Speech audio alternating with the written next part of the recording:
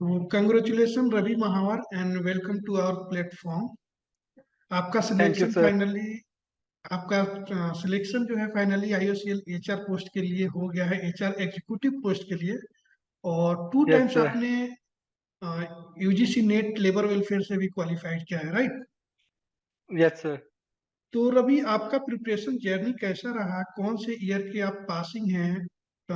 थोड़ा आप अपने एकेडमी के बारे में बताएं स्टूडेंट को। सर मैंने एमबीए अपना पास किया था from IIM Jammu in the year of 2022। Okay. After that I have worked in the Collegedunia for the period of 5 months, but later on I had realize that corporate से अच्छा है कि PSU में shift करे और वहाँ पर कुछ कंट्रीब्यूशन दे अपना। Right, right. तो in the month of October ऐसा मैं डिसीजन मैंने बनाया। तो थोड़ा मीन्स कंफ्यूजन था तब। तो ऐसे करते करते मतलब इन the month of December I have taken the courses in your platform on your platform. तो उससे मेरी एक्चुअल प्रिपरेशन स्टार्ट हुई थी यूजीसी नेट के लिए।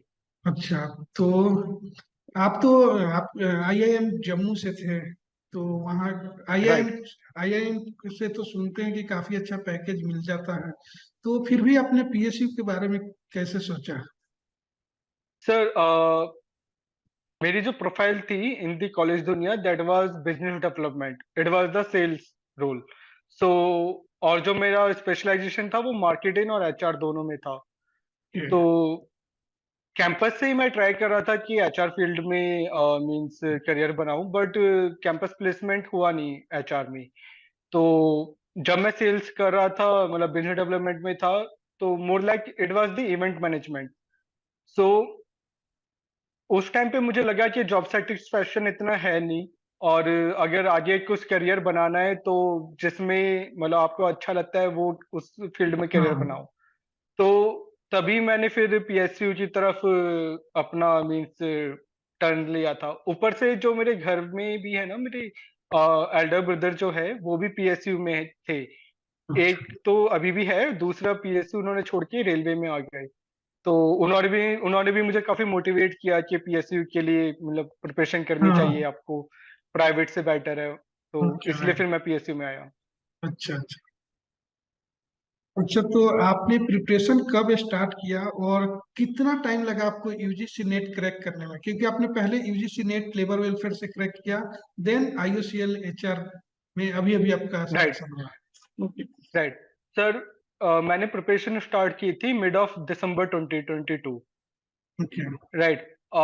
तो मतलब मैंने सेकेंड वीक ऑफ दिसंबर से कोर्स लिया था। उसके बाद मैंने स्टार्ट किया था, सबसे पहले मैंने लेक्चर्स देखना स्टार्ट किया, एमसीक्यू लेक्चर।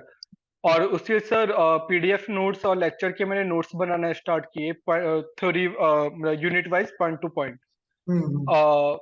और सर मुझे अप्रोक्सीमेटली 2 मंथ लगा था पूरा कोर्स कंप्लीट करने में। तो मतलब मिड ऑफ फरवरी में मैंने कोर्स कंप्लीट कर लिया था अपना। और जैसे सर मैं यूनिट कंप्लीट करता था और नोट्स मेरे प्रिपेयर हो जाते थे, उसे रिवीजन करने के बाद मैं जो आपके एमसीक्यूज है वो मैं हम्म। लगाता था, मींस प्रैक्टिस क्वेश्चन पेपर में करता था। और अच्छा। उससे मुझे काफी हेल्प मिलती थी। तो एज अ मिड ऑफ फरवरी मेरा कोर्स कंप्लीट हो गया था और मुझे अप्रोक्सीमेटली 20 डेज मिले थे मीन्स पीवाईक्यू करने के लिए। अच्छा। तो उसके बाद सर जैसे मेरी प्रिपरेशन डन हुई, पीवाईक्यू मैंने किए 2 या 3 ईयर के लगाए होंगे पहले अटेम्प्ट में। उसके बाद सर मार्च में हमारा वो आ जाता है दिसंबर यूजीसी नेट। तो हम्म। उसे फिर मैंने क्वालिफाई किया था, बट उसमें इतना हाई स्कोर नहीं कर पाया था। तो एट दैट टाइम सर मेरा एमपीपीजीसीएल में हो नहीं पाया था। अच्छा, अच्छा। पावर ग्रिड में, सॉरी, हाँ, पावर ग्रिड में पावर मेरा ग्रिड। हो नहीं हाँ, पाया था। पावर ग्रिड यूजीसी नेट के थ्रू था, राइट। हाँ। राइट। तो आपको ये मतलब एक कंटेंट जो है हमारा ट्यूटलेज एकेडमी का, वो मतलब आपके कहने का मतलब कि 3 मंथ्स, 2 to 3 मंथ टाइम अच्छे से दिया जाए तो वो फर्स्ट टाइम कंप्लीट हो सकता है। हाँ, क्योंकि मैंने खुद ने 2.5 मंथ में अप्रोक्सीमेटली कंप्लीट कर लिया था यूनिट वन मतलब और वन टाइम यूनिट 2। पढ़कर हो गया था, बाद में तो हाँ, रिवीजन वन लगती टाइम ही है। कर। हाँ। हाँ। तो मेरा आराम से 2.5 मंथ में कंप्लीट हो गया था पूरा सिलेबस। और उसके बाद मेरे पास इनफ टाइम बच गया था, मतलब 20 डेज अप्रोक्सीमेटली बचे थे, जिसमें मैंने PYQs भी लगाए थे। और फिर मैंने यूनिट पेपर वन की भी काफी सॉल्व किया था, पेपर वन की भी यूनिट सॉल्व की थी उसमें। अच्छा अच्छा। अच्छा, ये बताएंगे कि आप एमबीए किए एचआर से, तो एमबीए का जो आपका सिलेबस था एचआर का, एकेडमिक सिलेबस की बात कर रहा हूँ, जो आईआईएम में पढ़े या किसी भी यूनिवर्सिटी, दूसरे भी यूनिवर्सिटी के स्टूडेंट से मैं पूछता हूँ, तो आपके कॉलेज का जो यूनिवर्सिटी का जो सिलेबस था और यूजीसी नेट लेबर वेलफेयर का जो सिलेबस है, वो कितना डिफरेंस है? सर मैं तो बोलूंगा कि काफी डिफरेंस होता है। UGC net theory based paper है, जबकि आईएम हाँ। में थ्योरी को इतना इम्पोर्टेंस नहीं देते। वहाँ पे केस स्टडी और प्रैक्टिकल नॉलेज पे ज्यादा फोकस होता है। हम्म इवन मेरा सब्जेक्ट था एक इंडस्ट्रियल रिलेशन करके था, एंड लेबर हम्म लॉ। हम्म मेरे फोर्थ सेमेस्टर में सब्जेक्ट था ये। तो उसमें हमने, जैसे यूजीसी नेट में लॉज पढ़ते हैं हम, फैक्ट्रीज एक्ट, आईडी एक्ट, तो ऐसे उधर लॉ नहीं पढ़े थे। हम सबसे पहले केस स्टडी निकालते थे, उस केस स्टडी में कौन कौन से लॉ इम्प्लीमेंट हो रहे हैं, कौन कौन से सेशन के बारे में डिस्कशन चल रहा है, वो हम्म। उस वैसे पढ़ते थे। मतलब थ्योरी में अच्छा ना अच्छा जाके अच्छा। केस टू केस लॉ को देखते थे। मतलब तो वहां पे प्रैक्टिकल इम्प्लीमेंटेशन ज्यादा होता है नॉलेज अच्छा, का। मतलब ये बोला जाए कि अगर यूजीसी नेट की या फिर पीएससी एचआर की प्रिपरेशन करना है, तो आपका एकेडमिक मतलब 10-20% ही कंट्रीब्यूशन वो सिलेबस का होगा, ज्यादा नहीं है? हाँ, मतलब मेरा एमबीए का जो था वो 10 to 20% ही ले लीजिए, इतना ही हाँ मींस कंट्रीब्यूशन था। बाकी जो मैंने कवर किया है वो यहाँ पर ही प्लेटफॉर्म पे आके कवर किया था। हाँ, जैसे कुछ स्टूडेंट हैं, जैसे उनको ऐसे लगता है कि नहीं, कि आईआईएम वाले का सिलेक्शन जल्दी हो जाता है, तो ऐसा कुछ बात नहीं है, क्योंकि उसके ऐसा लिए कुछ नहीं है प्रॉपर सर। अलग पढ़ना पड़ेगा। यस सर, क्योंकि दोनों का नेचर नेचर अलग है, स्कोप अलग है। आई एम फोकस करके है प्रैक्टिकल नॉलेज पे, राइट कॉर्पोरेट नॉलेज पे, right. Right, real life knowledge पे। और यूजीसी नेट फोकस करता है पूरा थ्योरी के ऊपर। फिर उसके ऊपर। वहां पर आपको चीजों को रिमेम्बर करना पड़ेगा, रटना पड़ेगा, हाँ टिप्स पे हाँ। लेके आना पड़ेगा। जबकि आईएम में क्या होता है, आपको कंसेप्ट की डेप्थ पता होनी चाहिए, राइट राइट। राइट आपको मतलब बेस पता है तो आप सारी सिचुएशन में कंसेप्ट को अप्लाई कर सकते हो। तो वहां पर अलग तरीके से पढ़ाया जाता है। राइट। अच्छा, ये बताइए कि यूजीसी नेट लेबर वेलफेयर का जो सिलेबस है, वही ऑल पीएसयू एचआर के लिए भी सिलेबस है? मैक्सिमम पीएसयू का यस सर। देखते हैं ऑलमोस्ट 95% सिलेबस रहता है सेम। यस तो सर। सर वो जो जैसे कि मैंने, हाँ सर, जैसे कि मैंने न्यूक्लियर पावर कॉर्पोरेशन का भी पेपर दिया था, और उससे हम्म पहले भी मैंने सेल वेल का दिया है, पर मैंने न्यूक्लियर पावर कॉर्पोरेशन का क्वालिफाई किया था इंटरव्यू के लिए। अभी उसका रिजल्ट नहीं आया बाय द वे। तो हम्म सर उसका जो सिलेबस था मोर देन 90% सेम था, यूजीसी नेट का सिलेबस था। बट हम्म लेबर लॉ में होता है कि प्लस माइनस 2-3 लॉज ऐड हो जाते हैं, जैसे कि हम्म। वुमन, आपका जो था वुमन जैसे हरासमेंट आरटीआई एक्ट, एक्ट है, एथिक्स इन आरटीआई एक्ट था। एथिक्स जो है, यस सर। हाँ, ये सब ऐड यस हो सर। जाता और सर, हाँ सर, पीडब्ल्यूडी एक्ट मैटरनिटी भी था, एक्ट है जो फिजिकल यूजीसी वुमेन। नेट में नहीं है, मैटरनिटी यस एक्ट सर। यहाँ पे पीएसयू में यस सर। पूछा जाता है। राइट प्लांटेशन लेबर एक्ट था, राइट। हाँ। एम्प्लॉय स्टेट इंश्योरेंस एक्ट था। तो ऐसे 3-4 एक्ट वहां पे ऐड हो जाते हैं, लेकिन हाँ हाँ हाँ। मेजोरिटी ऑफ सिलेबस जो होता है वो यूजीसी नेट का ही होता है। बट क्वेश्चन का और sir level different. Nature of question थोड़ा चेंज हो जाता है। वहां पे क्वेश्चन इतना डेप्थ नहीं होते, इतना राइट राइट। थ्योरेटिकल नहीं होते वहां पे। मतलब पीएसयू में, कंसेप्ट आपको पता होना चाहिए। हाँ, पीएसयू में सर पीएसयू में बेसिक क्वेश्चन क्वेश्चन होते थोड़ा हैं, सिंपल होता है ना? सिंपल होता है, राइट। हाँ। और यूजीसी नेट में पूरा कंसेप्ट से पढ़ना पड़ेगा। यस सर, वहां पर आपको चीजें याद होनी चाहिए। मतलब किस ऑथर ने दिया था, ऑथर मतलब कौन से कंट्री से बिलोंग करता था। फॉर एग्जांपल सर, इन दिसंबर 2022 में क्वेश्चन भी आया था, 4 हाँ। ऑथर थे, और उनमें से बोला गया था कि यूएसए से कौन बिलोंग करता है। तो आपको राइट। पता होगा, तो जैसे लिटन मायो यूएसए के थे, तो आपको पता है तो आप कर दोगे, वरना नहीं कर पाओगे। ओके। और एक्ट सर जैसे एक्ट कि भी, बताओ। जितने एक्ट यस सर, 13-14 पीएसयू में, एक्ट है वो भी याद करना होता है ना? हाँ यस सर, मतलब हम्म। पीएसयू में तो एट से आती है, लेकिन एट पे मेन फोकस होता है अपना यूजीसी नेट का। वहां से आराम से 12 to 13 क्वेश्चन एट से आ जाते हैं हम्म अप्रोक्सीमेटली। हम्म। अच्छा अच्छा। ओके, तो अच्छा, आपका मॉक टेस्ट आप रेगुलर देते थे?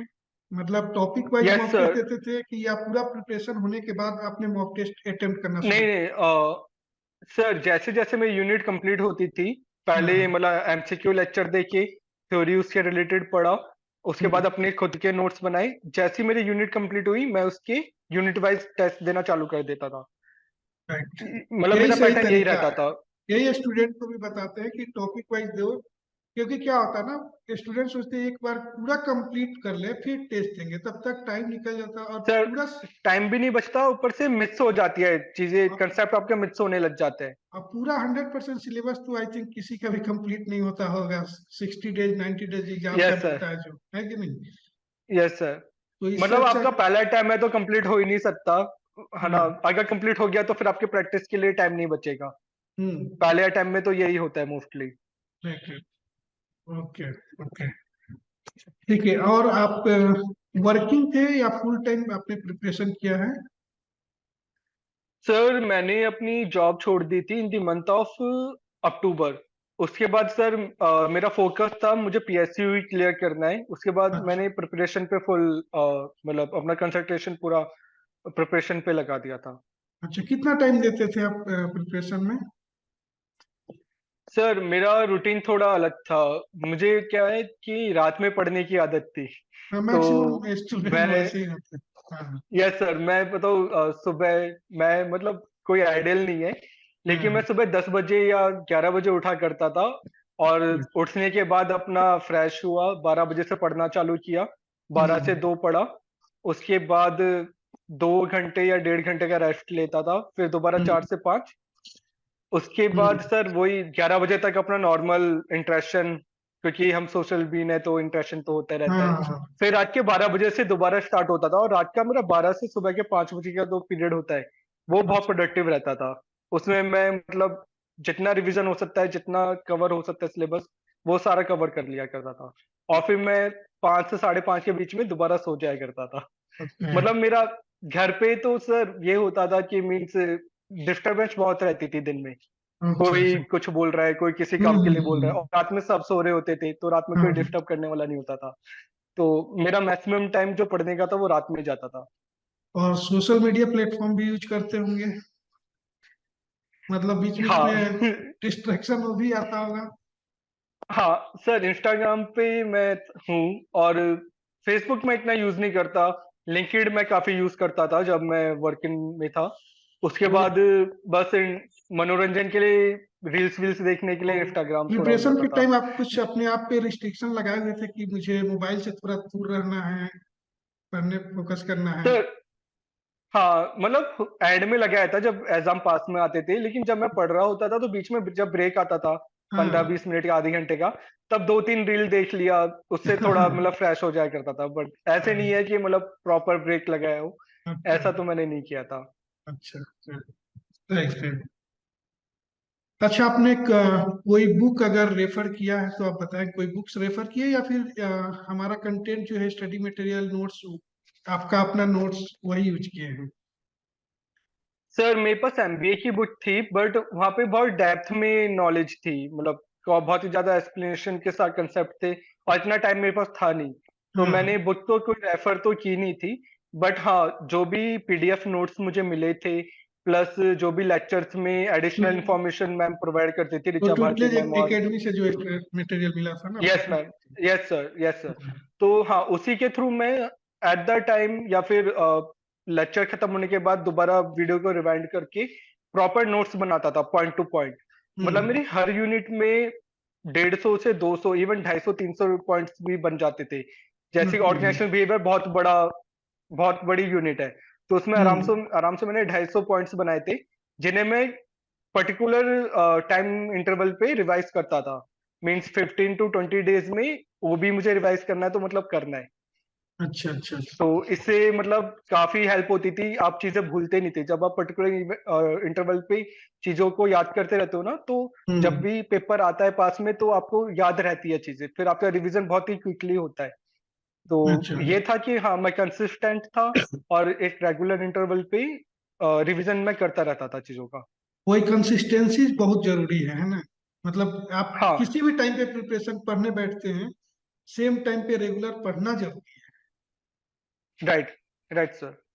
अच्छा, कभी ऐसा हुआ कि जैसे आप मान लीजिए 6 आवर डेली पढ़ रहे हैं, किसी दिन टाइम नहीं मिला और लेकिन फिर भी आपके पास 1 आवर है, तो 1 आवर आपने पढ़ा है कि छोड़ दिया कि चलो कल से स्टार्ट करेंगे?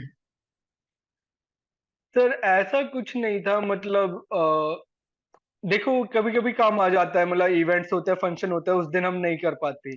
और कभी कभार ऐसा होता है कि कंटिन्यूअसली 2-3 दिन का गैप आ जाता है। हम्म। लेकिन हाँ, गैप आने के बाद फिर वो कंटिन्यूटी मेंटेन करना वो इम्पोर्टेंट होता है। फॉर हाँ। एग्जाम्पल कोई घर में फंक्शन है, आप 3 दिन के लिए बाहर गए हो, लेकिन जैसे आप चौथे दिन घर पे आते हो तो फिर आपको अपना शेड्यूल फॉलो करना पड़ेगा। अगर आप हम्म। नहीं करते और फिर डिले करते हो तो फिर आप चीजें भूलने लग जाते हो। हाँ, तो सही बात अगर है। फॉर एग्जांपल मेरा सुबह के 3 से 4 घंटे मुझे कोई यूनिट 1 या यूनिट 2 रिवाइज करनी है, 200-300 हम्म। पॉइंट जो मैंने लिखे हैं वो मुझे रिवाइज करने हैं, तो हम्म। वो मुझे करने हैं। भले ही मैं सुबह 10 बजे करूँ या रात के 10 बजे करूँ, पर मुझे एक बार उसे रिवाइज करना है ताकि वो दिमाग में रहे। मतलब और वो शॉर्ट ही नोट्स भी अपना इम्पोर्टेंट है। बना के रखते थे? जो हाँ, लेक्चर जो वो देखे, जो भी बहुत लेते, शॉर्ट नोट्स इम्पोर्टेंट है। अपने बना, वो तो बहुत इंपॉर्टेंट है। हाँ, खुद का शॉर्ट नोट्स बनाना और मॉक टेस्ट रेगुलर देना इंपॉर्टेंट चीजें हैं, राइट? इवन सर जब आप मॉक टेस्ट देते हो ना, तो ये मत देखो कि आपने सॉल्व कर लिया। आप ये देखो हम्म। कि 4 ऑप्शन थे, तो उसमें आपने ऑप्शन कैसे ढूंढा, उसके आंसर मतलब रीजन क्या है वो ऑप्शन चूज करने राइट, का। राइट। बाकी 3 ऑप्शन है तो वो क्यों नहीं है, और हाँ, उनकी एक्सप्लेनेशन देखो। फॉर एग्जाम्पल 3 अदर ऑप्शन है जो आपने कभी सुने नहीं, तो उनके बारे में एक बार गो थ्रू कर लो कि उनका राइट, राइट। मतलब क्या रहता है, किस एनालिसिस करना मतलब टर्म्स जरूरी में है। आता है। हाँ। हाँ, वो इवन आप पीवाईक्यू करते हो ना तो भी इंपॉर्टेंट होता है, क्योंकि उधर से फिर कंसेप्ट रिपीट होते रहते हैं। Right, right. हाँ, तो मतलब हम लोग एमसीक्यू भी डिस्कस कराते हैं, हमारा जो भी टीचर है या मैं भी कराता हूँ दूसरे सब्जेक्ट का। तो उसमें हम चारों ऑप्शन को बताते भी हैं कि चारों ऑप्शन को आप ढूंढ। ऑप्शन सी राइट है, ठीक है, जो रॉन्ग है उसका भी आंसर क्या होगा, क्वेश्चन किस टाइप से होगा, वो जानना जरूरी होता है। Yes sir, even sir Richa Bharti ma'am के जो लेक्चर्स होते हैं उसमें मैम चारों ऑप्शन को एक्सप्लोर करवाती है। इवन आंसर है हाँ, तो क्यों है, और नहीं है तो क्यों नहीं हाँ। है। ये हम लोग रीजन जो है पैटर्न सब रखे हैं, है। हमारे अकेडमी पे पैटर्न रखे हैं कि चारों ऑप्शन को हमें कराना है। यस सर, क्योंकि सर मतलब आंसर है तो क्यों है, और नहीं है तो क्यों नहीं है, क्यों नहीं उसका है? रीजन जानना बहुत इंपॉर्टेंट होता है।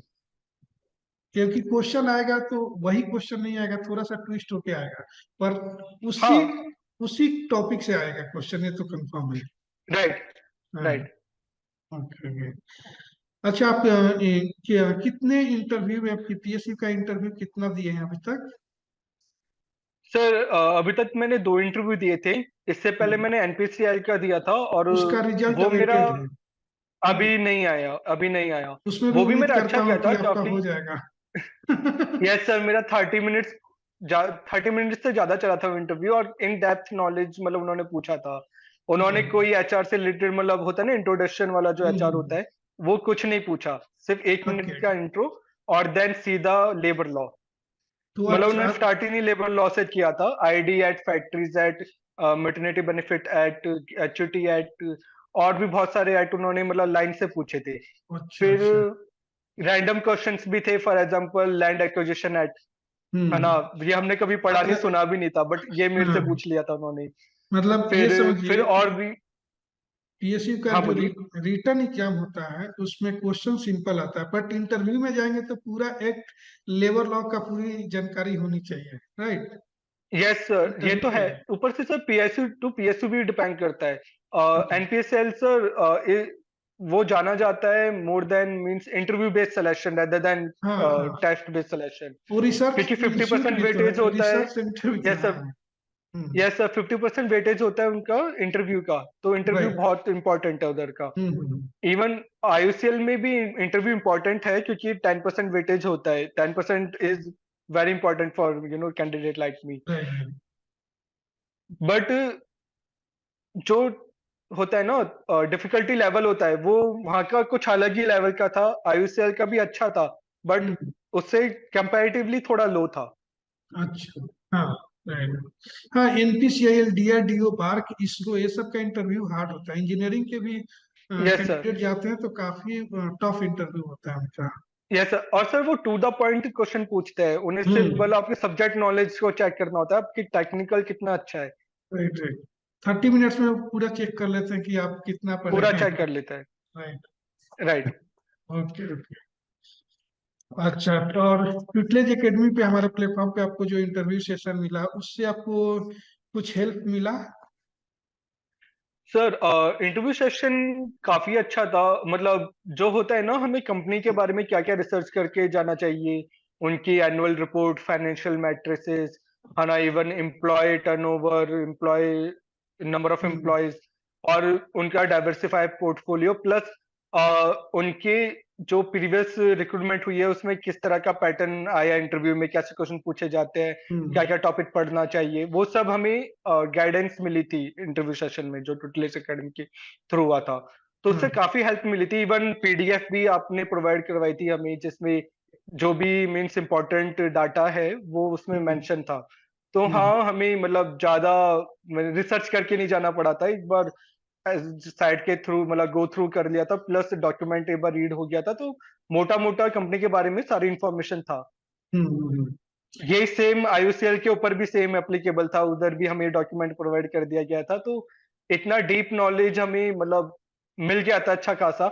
इवन ऋचा मैम ने तो हमें साइड पे जाके पूरा दिखाया था क्या क्या हाँ। हाँ। टर्म्स और सेंटेंसेस हम इंटरव्यू में यूज कर सकते हैं। Hmm. Even why do want to join IUCL for example, तो हम्म। या फिर आईयूसीएल का इन द फ्यूचर आप क्या एक्सपेक्ट करते हो। तो हाँ। मैम ने बताया था कि आईयूसीएल जो है वो renewable energy, wind energy, solar energy में काफी इन्वेस्ट कर रही है अपना पोर्टफोलियो डाइवर्सिफाई करने में। तो इंटरव्यू में आप बोल सकते हो सर, आईयूसीएल का फ्यूचर काफी ब्राइट है, वो अपना पोर्टफोलियो डाइवर्स कर रही है, पेट्रोल से वो आगे बढ़ के सोच रही है।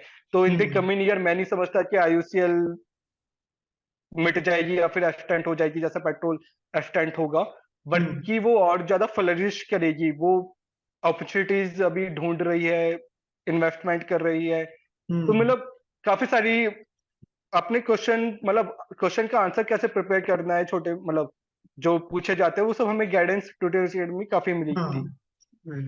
ओके।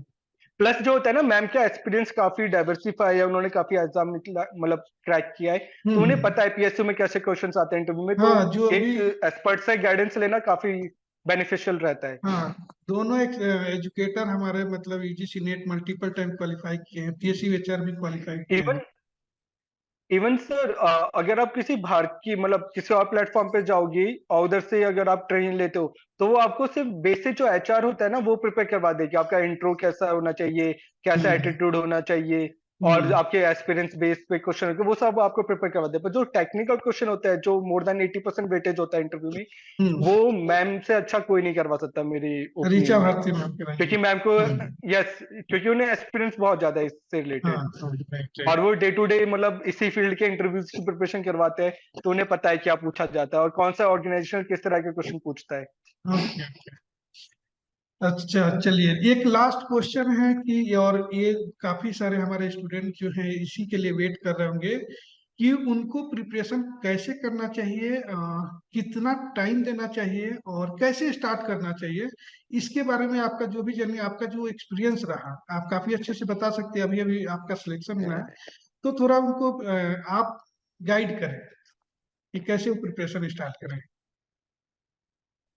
ओके, सर जो टाइम कितना देना है वो तो आपके अपने ऊपर निर्भर करता है। मीन्स आप कितना टाइम निकाल सकते हो, जितना हम्म। निकाल सकते हो उतना बेटर है प्रिपरेशन के लिए। बट हम्म। फिर भी आपको मतलब नंबर ऑफ आवर्स से मैटर नहीं पड़ता, आपको हाँ वो तो कंसिस्टेंसी अपने रखनी ऊपर पड़ेगी। डिपेंड करता है। राइट। आप अगर रोजाना 3 से 4 घंटे दे पाते हो तो that that will be sufficient, but आपको हम्म। नंबर ऑफ डेज फिर बढ़ाना पड़ेगा।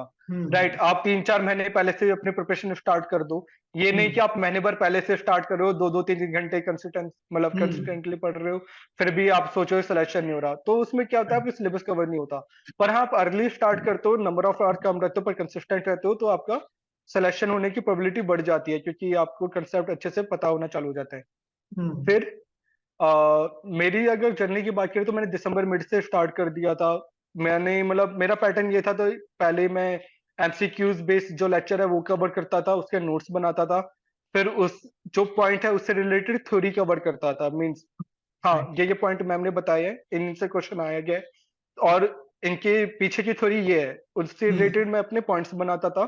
देन उसके बाद एमसीक्यू जो था हमारे मॉक टेस्ट, वो हम्म। हाथों हाथ उस यूनिट की मैं करता जाता था। और जैसे ही कंप्लीट हुआ उसके बाद नेक्स्ट यूनिट पे चल मतलब कैरी करता था। लेकिन आफ्टर 3 to 5 days ये पहली जो यूनिट में कवर हुई है उसे मैं रिवाइज जरूर करता था।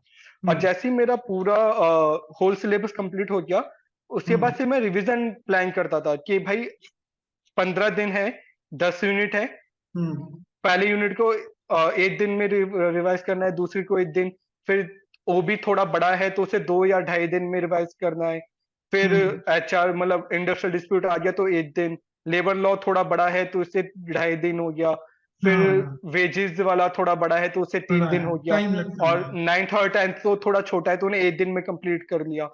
तो ये आपका रिवीजन सेशन जो है ना, पहले 2 या 3 बार का जो रिवीजन हो थोड़ा बड़ा होगा, 15 या 20 दिन में आप कंप्लीट करोगे। लेकिन जैसे जैसे आप मल्टीपल ऑफ रिवीजन करोगे तो ये आपका 7 दिन, 6 दिन, 4 दिन में कन्वर्ट होना चालू हो जाएगा। फिर आपको बस आपने नोट्स देखे, बस याद है मुझे सब कुछ, दिमाग में वो सारा फ्लैशबैक आ जाता है। और ये बहुत इंपॉर्टेंट है, मतलब आपको टिप्स पे याद होनी चाहिए चीजें कि क्या क्या पूछे जा सकती है, क्या क्या फैक्ट्स है, क्या क्या ऑथर है, ऑथर ने क्या क्या काम किया है, क्या क्या थ्योरी दी है ना, इवन किस ईयर्स में आया है, ट्रेड यूनियन कब बनी थी, कौन से ईयर में बनी थी, किसने बनाई थी, प्रेसिडेंट कौन था, राइट, उनका बाइफरकेशन कब हुआ था, एमल्गेशन कब हुआ था, और भी बहुत सारी चीजें, मतलब टिप्स पे चीजें आपको याद होनी चाहिए। और वो तभी होगी जब आप कंटिन्यूअसली रिवीजन करते रहोगे। अगर आपने रिवीजन छोड़ा, 2-3 दिन का भी गैप लगाया, तो आप थोड़ा भूलना चालू कर दोगे, और वो आप अफोर्ड नहीं कर सकते यूजीसी नेट में। Right right. Okay okay okay. तो रवि, आप ये बताएंगे कि अगर कोई स्टूडेंट जीरो से स्टार्ट करना चाहता है, अभी MBA कर रहा है या किया है, बट बहुत ज्यादा डेप्थ नॉलेज नहीं है, और जीरो से स्टार्ट करना है, UGC नेट, लेबर वेलफेयर का प्रिपरेशन और PSU HR का प्रिपरेशन, तो उनको कितना टाइम लग सकता है? सर, अगर अभी आप MBA में हो तो आपकी फर्स्ट प्रायोरिटी होनी चाहिए कि आपके CGPA से ऊपर हो कैसे भी करके। हाँ। अगर वो आप मेंटेन कर पा रहे हो, देन फिर आप UGC नेट भी प्रिपरेशन स्टार्ट करो। और अगर आप MBA से स्टार्ट कर लेते हो तो आपको ज्यादा टाइम नहीं देना पड़ता, आपके पास नंबर ऑफ डेज बहुत है, इवन 2 साल है, और इसमें आपकी अच्छी खासी प्रिपरेशन प्लस रिवीजन एकदम अच्छे से हो सकता है। राइट, तो आप जैसे ही थर्ड ईयर में, मतलब सेकंड ईयर के एंड में, या फिर IM में, तो क्या होता है, आप फोर्थ या फिफ्थ सेमेस्टर में आते ही एग्जाम दे सकते हो, और नॉर्मल MBA में आप थर्ड सेमेस्टर में ही एग्जाम दे सकते हो। इवन जब आपके प्लेसमेंट स्टार्ट होती है तभी आप UGC नेट का एग्जाम दो और अपना मतलब प्लेसमेंट लेके PSU में UGC चले नेट का जाओ, वो एग्जाम ज्यादा तो बेटर है। एडमिशन लेते ही स्टार्ट कर सकते हैं देना, कोई देना चाहे तो। हाँ बट PSU का हाँ, मोस्टली आपका रिजल्ट के बाद ही दे सकते हैं, फाइनल MBA के रिजल्ट के बाद ही दे सकते हैं। Right right. इवन ये कि आपका रिजल्ट जो है मार्च में आ जाता है, राइट, आप जून वाले एग्जाम की तभी से तैयारी कर कर लीजिए, सकते और जैसे ही आता है, क्योंकि मार्च में आपका एग्जाम खत्म होगा और अप्रैल में आपका रिजल्ट आ जाता है, और जून में फिर नहीं, UGC बहुत नेट सारे आएगा तो आप यूनिवर्सिटी है कि दे जो सकते जुलाई अगस्त में रिजल्ट आता है। हो। ओके ओके, वो हाँ मुझे पता है, पर IIMS में तो यही कल्चर है, हाँ मार्च हाँ। में एग्जाम होता है और अप्रैल में रिजल्ट आ जाता है। Okay okay okay Ravi, thank you so much. आपने इतना यू सारा चीज वेलकम सर। बताया और गाइडेंस दिया हमारे स्टूडेंट को। Okay, thank you and best of luck your future. Thank you आपका सर, थैंक्स MPCL अलॉट। में उम्मीद करता हूँ कि आपका सिलेक्शन हो जाए और फिर से एक बार बैठेंगे हम लोग साथ में। Thank you sir. Okay, okay, thank you so much. Thanks a lot sir. All the bye. Best.